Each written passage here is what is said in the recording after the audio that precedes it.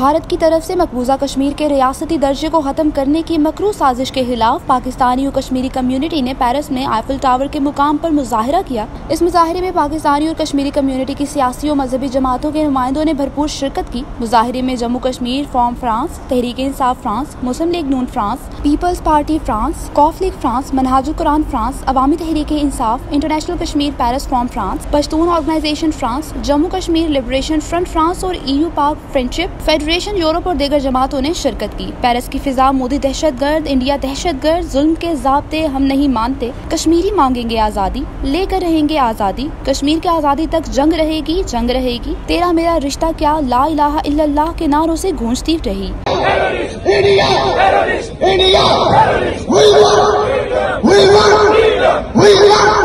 ہم کیا چاہتے ہیں؟ ہم کیا چاہتے ہیں؟ ماں سے پوچھا، ماں سے پوچھا۔